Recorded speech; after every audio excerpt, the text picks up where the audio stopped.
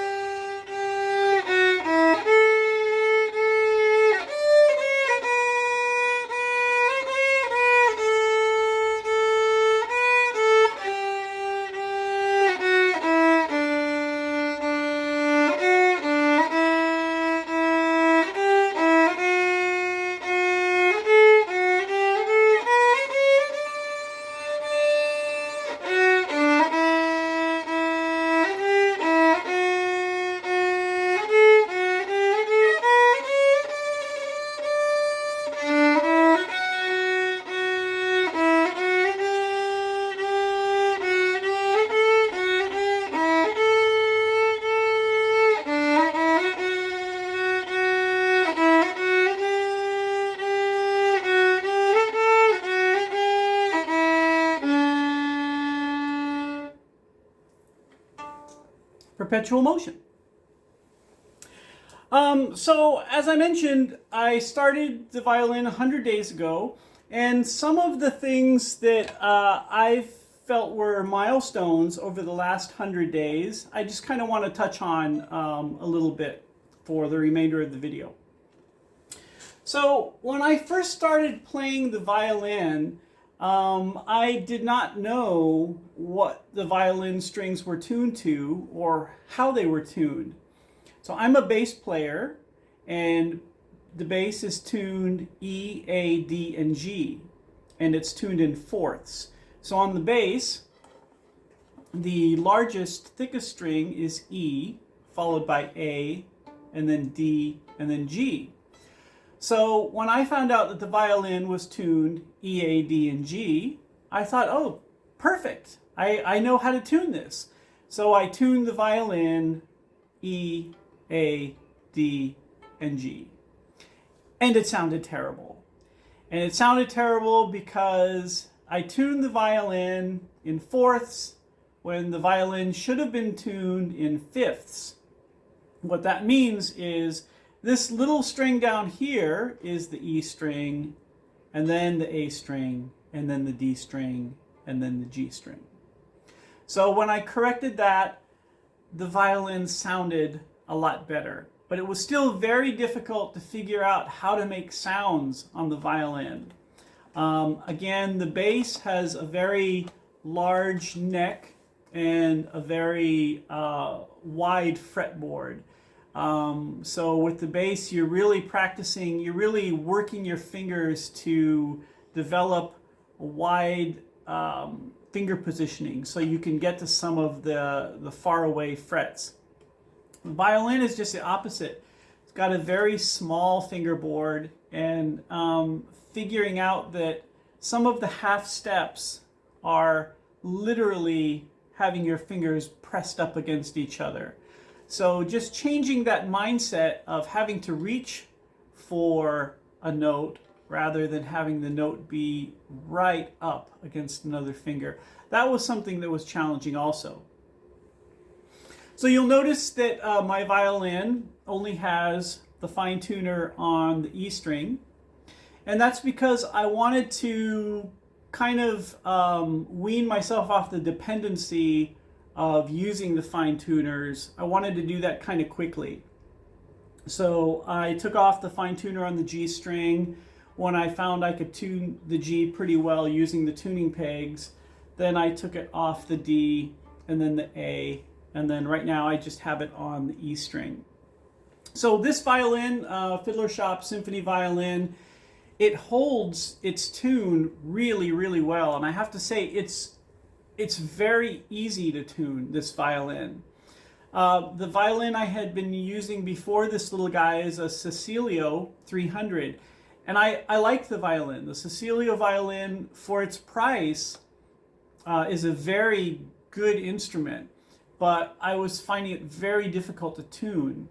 But with this violin, it holds its tune, and then when I do need to retune it, it's very easy to retune. So just keeping the fine tuner on the E string, I think, is appropriate for this violin. Another thing that I've really been trying to work on over the last 100 days is incorporating my pinky finger to make the fifth note of a key rather than using the open string right next to it. So for example, this is the A string, and the fifth on an A is the note E. So that is this open string here. So rather than using that, I've been trying to get comfortable using my pinky finger making the E note on the A string.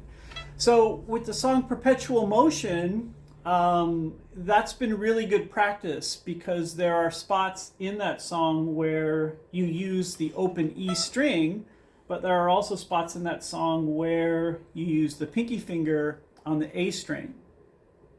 So that's been a really good thing to work on as well. One of the big things that I've noticed over the last 100 days that has improved a lot is my reduction in arm pain. So when I first started playing, my first week, 2 weeks, 3 weeks, just holding the violin in the correct position with my left arm was extremely painful. I could only do this for a couple of minutes at a time before my wrists started hurting a lot. So with the violin, you have to hold your hand in a particular position to hold the instrument. You have a bone running from your thumb to your elbow called your radius, and the radius is what turns your arm. To hold the violin, you really have to hyper-rotate the radius and hold it in that position. And so for the first few weeks, doing that was just excruciating. But over time, it's become much more comfortable. And now, honestly, I can play for an hour and I don't really even think about that anymore. So I'm really enjoying learning the violin, and I'm going to continue practicing the violin. But today culminates 100 days in a row that I've been practicing every day. And like I said, I'm really glad I had the opportunity to dedicate 100 days in a row. Doing something every day, even if you only have a little bit of time to do it, doing it consistently and routinely every day, I think really helps you improve, and it it shows a commitment to doing something. And that, I think, really helps you learn better, if that makes any sense. So, thank you once again, and I'll see you next week in the next installment of Man vs. Violin. I'm going to start the next 100 days. Thank you.